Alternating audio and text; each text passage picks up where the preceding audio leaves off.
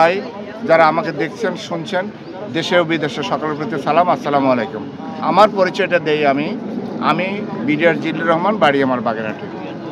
আপনারা জানেন গত রাত্রে যে শেখ হাসিনার যে ফ্যাসিস্ট সরকার যে মেগা প্রকল্পের নামে মেগা দুর্নীতি করেছে, তার যে তথ্য প্রমাণগুলো এই সচিবালয়ে আছে, সেইখানে সেই সচিবালয়ের গুরুত্বপূর্ণ ভবনে একসঙ্গে চার জায়গায় আগুন লাগানো হয়েছে আমরা মনে করছি।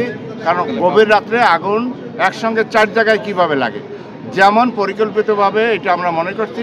কেন মনে করছি? যে 2009 সালে বিডিআর বিদ্রোহের নামে যে আমাদেরকে সাধারণ যারা বিডিআর ছিলাম আমাদের উপরে দায় চাপিয়ে হত্যাকাণ্ডটি পরিকল্পিতভাবে হত্যাকাণ্ড ঘটানো হয়েছে।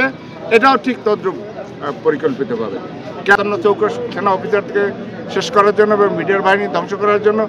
অনুরূপভাবে গত রাত্রে আপনারা জানেন যে মেগা প্রকল্পের নামে যে মেগা লুটপাট মেগা দুর্নীতি হয়েছে, তার তথ্য প্রমাণের সচিবালয় আছে।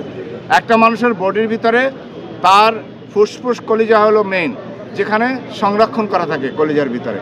এই বাংলাদেশের কলিজা হলো ফুসফুস হলো এই সচিবালয়, এখানে সমস্ত তথ্যাদি এখানে সংরক্ষিত আছে। যখন এই কথা হয়েছে যে গত রাত্রেই যখন কথা হয়েছে যে মেগা দুর্নীতি হয়েছে, তার তথ্য প্রমাণগুলো আছে।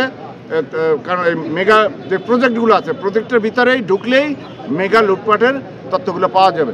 তখন এই কথা যখন বলা হয়েছে, গতকালকে ছিল ছুটির দিন, তো রাত্রে 1টা-1:30টার সময় কিভাবে আগুন লাগে বলেন? একসঙ্গে 4টে জায়গায় পরিকল্পিত। তাহলে আমরা কি ভাত খাই না? আমরা কি এদেশের জনগণ না? আমরা কিছু বুঝি না? আমাদের চোখ কান নাই? এত বোকা ভাবলে হবে না। বাংলাদেশের মানুষদেরকে এত বোকা ভাবেন না।